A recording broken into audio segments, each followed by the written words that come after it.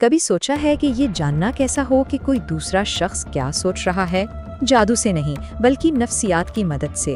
آج ہم کچھ ایسے ہی دلچسپ اشاروں کو سمجھنے کی کوشش کریں گے جو لوگوں کے خیالات اور احساسات کو سمجھنے میں مددگار ثابت ہو سکتے ہیں۔ تو بڑا سوال یہی ہے کہ کیا واقعی کسی کا ذہن پڑھا جا سکتا ہے؟ چلے اس کو پرکھنے کے لیے ایک چھوٹی سی ذہنی مشق کرتے ہیں، بس میرے ساتھ ساتھ چلیے گا۔ اچھا جی، تو سب سے پہلے اپنے ذہن میں ڈی سے شروع ہونے والے کسی بھی ملک کا نام سوچ لیں۔ سوچ لیا؟ ٹھیک ہے، تو جو ملک سوچا ہے اس کے نام کا دوسرا حرف ذہن میں لائیں۔ آ گیا ذہن میں؟ چلیں پھر آگے بڑھتے ہیں۔ اور اب بس آخری کام یہ کرنا ہے کہ اس دوسرے حرف سے شروع ہونے والے کسی جانور کا نام سوچیں، ملک کا دوسرا حرف اور اس سے ایک جانور۔ تو کیا ذہن میں ڈنمارک اور ہاتھی آیا؟ اگر ہاں تو اس میں حیرانی کی کوئی بات نہیں، کیونکہ زیادہ تر لوگ یہی سوچتے ہیں، ہے نا دلچسپ بات؟ لیکن نہیں، یہ کوئی جادو ٹونا نہیں ہے، دراصل یہ نفسیات ہے۔ یہ ہمیں بتاتی ہے کہ انسانی ذہن اکثر ایک خاص قابل پیشن گوئی انداز میں کام کرتا ہے۔ تو آئیے اسی طرح کے کچھ اور نمونوں کو گہرائی سے سمجھتے ہیں۔ کہتے ہیں نا کہ آنکھیں روح کی کھڑکی ہوتی ہیں، تو ہمارا سب سے پہلا اور اہم اشارہ جڑا ہے آنکھوں کی حرکت سے، کہ کیسے آنکھیں سچ اور جھوٹ میں فرق کر سکتی ہیں۔ یہ ایک بڑی دلچسپ نفسیاتی تھیوری ہے۔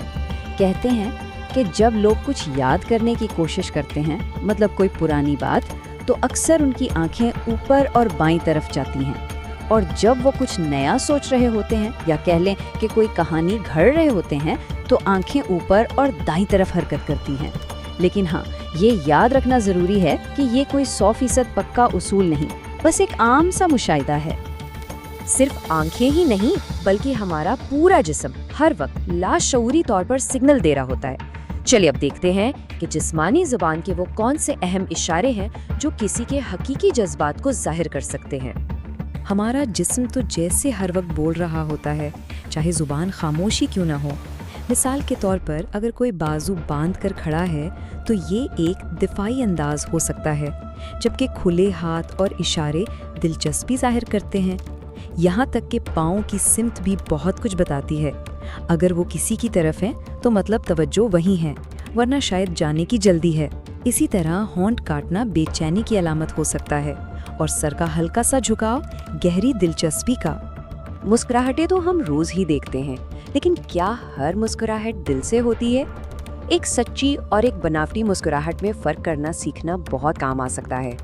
تو فرق پہچانے کیسے؟ دیکھیں، جو سچی مسکراہٹ ہوتی ہے نا، اسے ڈوشن اسمائل بھی کہتے ہیں۔ یہ صرف ہونٹوں تک نہیں رہتی بلکہ آنکھوں تک پہنچتی ہے، آنکھوں کے کونے سکڑ جاتے ہیں، اور یہ مسکراہٹ چہرے پر کچھ دیر ٹھہرتی ہے۔ اس کے مقابلے میں نقلی مسکراہٹ صرف منہ کا ایک تاثر ہوتی ہے اور فوراً ہی غائب ہو جاتی ہے۔ اچھا جی، اب آتے ہیں سب سے طاقتور تکنیک کی طرف، ایک ایسا طریقہ جس میں اب تک سیکھے گئے سارے اشارے کام آئیں گے اور یہ جاننے میں مدد ملے گی کہ کوئی سچ کہہ رہا ہے یا نہیں۔ اس کا طریقہ بہت ہی آسان ہے۔ ایک سیدھا سوال پوچھیں اور پھر بالکل خاموش ہو جائیں۔ یہ جو خاموشی ہے نا، یہ بہت طاقتور ہوتی ہے۔ یہ دوسرے شخص کو جواب دینے پر مجبور کرتی ہے، اور بس اسی لمحے ان کے رد عمل کا بغور مشاہدہ کرنا ہے۔ اس خاموشی کے بعد جو جواب آتا ہے نا، وہی سب کچھ بتا دیتا ہے۔ اگر کوئی سکون سے ٹھہر کر جواب دے تو زیادہ امکان ہے کہ وہ سچ بول رہا ہے، لیکن اگر جواب بہت جلدی میں آئے، جیسے پہلے سے رٹا ہوا ہو، یا پھر بہت ہچکچاہٹ اور سوچ بچار کے بعد آئے، تو یہ اشارہ ہو سکتا ہے کہ شاید پوری حقیقت بیان نہیں کی جا رہی۔ اور آخر میں یہ کال لوڈوگ وٹکنسٹائن کا اس ساری بات کو کتنی خوبصورتی سے سمیٹتا ہے کہ ہمارا جسم ہر لمحہ ہمارے اندرونی خیالات اور جذبات کی عکاسی کر رہا ہوتا ہے، چاہے ہمیں اس کا احساس ہو یا نہ ہو۔ تو اب جب یہ سارے اشارے معلوم ہو گئے ہیں تو سوچنے کی بات یہ ہے کہ اب سے اپنی روزمرہ کی بات چیت میں کیا کچھ نیا نظر آئے گا۔ شاید یہ علم لوگوں کو ایک بالکل نئی روشنی میں دیکھنے پر مجبور کر دے۔